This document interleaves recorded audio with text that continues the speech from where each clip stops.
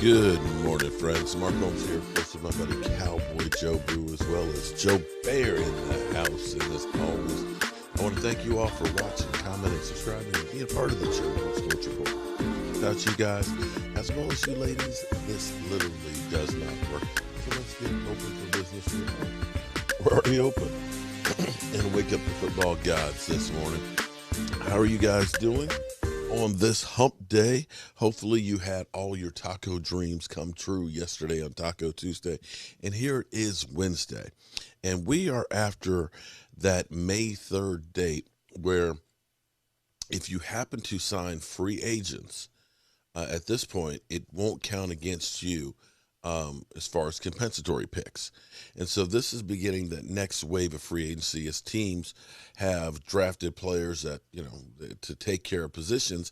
And as Stephen Jones put it yesterday, which was kind of interesting, he hopes that all 11 of the draft picks end up making the team because, let's face it, if you have a veteran, well, a veteran costs you a lot more money than a rookie will. And if you can find ways to cut some of the veterans, well, then you save cap money, and then you can kind of go in deep in free agency and so forth. And so, unfortunately, this is the conveyor belt that is the NFL. You're drafted as a rookie, you are slotted, and you are paid X amount of dollars. You have the opportunity your fourth or fifth year to get that next contract. Once you get that contract, they're looking at you and saying you cost too much money and we want to start over with somebody young. And so now you're going to see a lot of players that are veterans that still have good mileage left on them basically get cut by teams as money-saving issues. And this is where, bargain basement time starts to happen in the NFL. There'll be a lot of veterans out there that will be cheaper. Now, interestingly enough, Jeff Heath, former Dallas Cowboys safety, signed a 2-year, $6 million deal with the Raiders. Very team-friendly. And, in fact, had a decent season, 37 tackles, 3 interceptions. Did we have anybody in the Cowboys that had 3 interceptions? Did we last year? 3 interceptions. 3 interceptions, and was AFC Defensive Player of the Week in Week 10. Started 13 games. So the question you have to ask is, Jeff Heath, should the Cowboys think about bringing him back? Now, Jeff Heath was never, the superstar safety. But the thing that I liked about Jeff Heath was, Jeff Heath, he'd have a few great plays and he'd have a few bonehead ones ones where he'd get beat. Just didn't necessarily have the physical tools. But I remember what Tom Landry said about Charlie Waters. When Charlie Waters, they tried to make him a cornerback, and he was getting beat all over the field. Tom Landry said, if I had 11 guys with the heart of Charlie Waters, he'd never lose. They moved him to safety, and he ended up with a great career. The thing about Jeff Heath is that is a guy who has heart.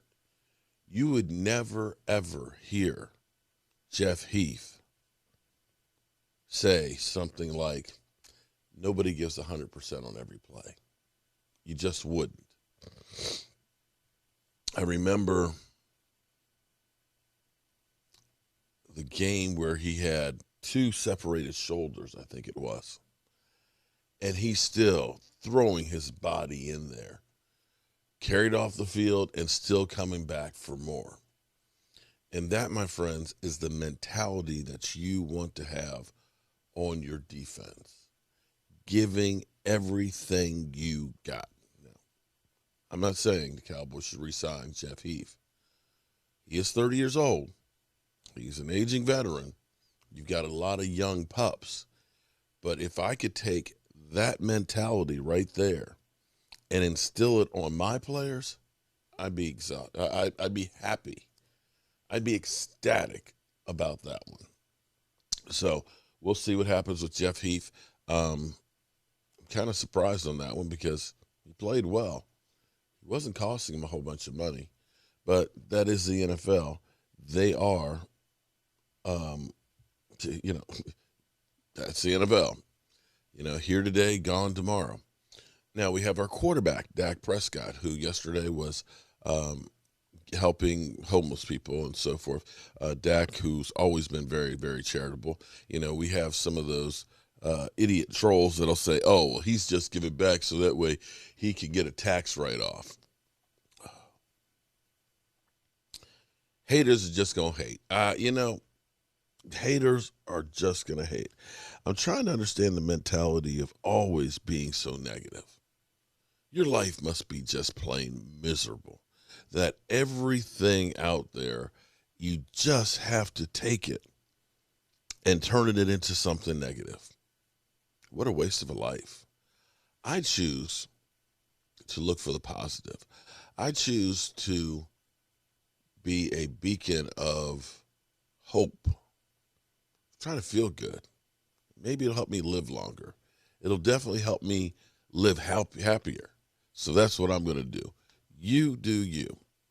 But Dak Prescott, who has been all over the place this offseason, we've seen him, of course, with his fiance and things, spending some quality time with her.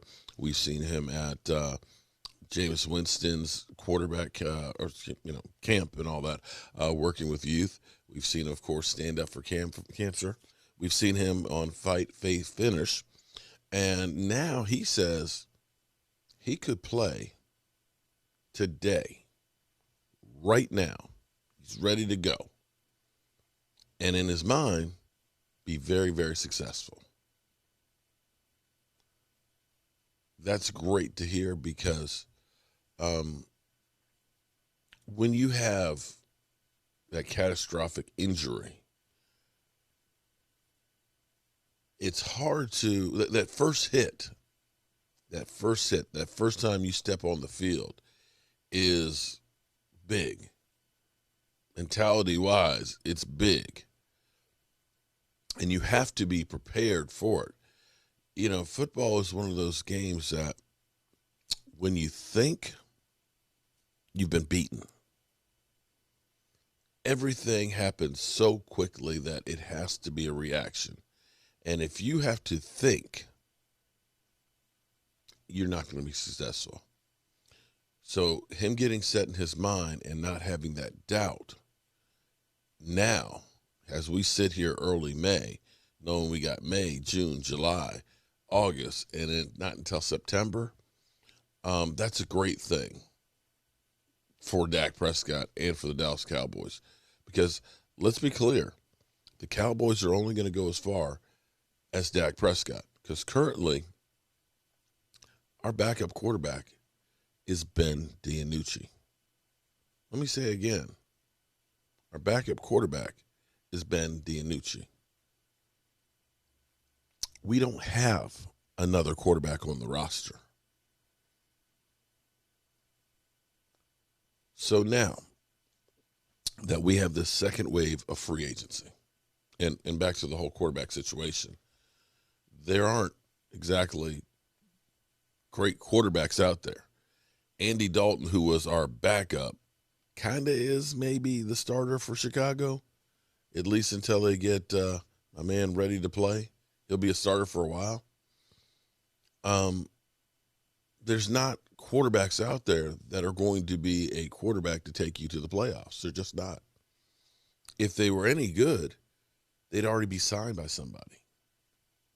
So Dak's all we got. Now, I'm sure they'll try and sign some kind of a veteran quarterback just to have a veteran presence just in case. But it's some slim pickings out there. So now that there's not the penalty of losing compensatory picks, it'll be interesting to see if Cowboys start going shopping now on that backup quarterback, on possibly a Jeff Heath or another safety, or even a Sheldon Richardson. But the Cowboys typically don't do a whole lot at this time of year. they kind of wait until training camp before they start signing other guys, which I think is to their detriment, because when we look at what they did last year, signing Don Terry Poe and Emerson Griffin at training camp, they really didn't have a chance to get up to speed. To me, it would behoove you, if you're looking at signing somebody, to sign them now so they can get those OTAs in and get into the mindset of what the team is trying to accomplish. But then again, what do I know? I'm not an owner, GM, coach of an NFL team. I'm just a guy with a day job and a voodoo doll. But you know what time it is. It's time to go to work. Our folks here, and as always, I want to thank you all for watching, commenting, subscribing, and being part of the Joe Boo Sports Report.